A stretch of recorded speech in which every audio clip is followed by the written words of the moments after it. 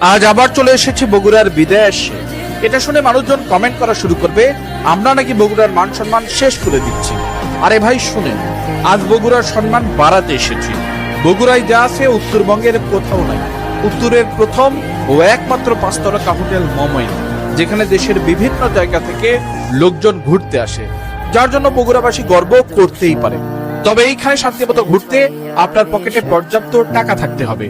এখানে 10 মিনিটের জন্য মানুষ হেলিকপ্টারে ঘুরে খরচ হয় 5,500 টাকা। একসাথে ঘুরতে পারে 4 জন। বলবেন ভালোই তো, টাকা তো কমই আছে। জি না জনাব, প্রতিজন 5,500 টাকা।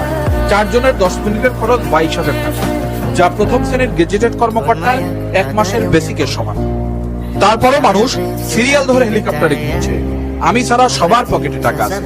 এইখানে 1 কাপ চায়ের দাম 140 টাকা। লাল চা, দুধ চা যাই খান 140 টাকা। কোনো ডিসকাউন্ট নাই। সাইকেল তো বাড়িতে চালানি না, এখানে এসে মানুষ হাউসে হাউসে সাইকেল চালায়। 15 মিনিটের সাইকেল ভাড়া 100 টাকা। লেকের বাড়িতে নৌকা নিয়ে ঘুরবেন 20 মিনিটে 200 টাকা। আর্টিফিশিয়াল ট্রেনে মমইন বিনোদন জগৎ ঘুরে আনবে জনপ্রতি 100 টাকা। 1 কাপ কফি 200 টাকা। 1 প্যাকেট পপকর্ন 100 টাকা। খালি টাকা আর টাকা। ঘুরতে ঘুরতে যদি মন চায় একটু দুষ্ট পানি খাবেন, তারও ব্যবস্থা আছে। দুষ্ট পানি খেতে কত লাগবে সেটা আমি বলবো না, আপনারা আবার বলবেন আমার ভালোই অভিজ্ঞতা আছে।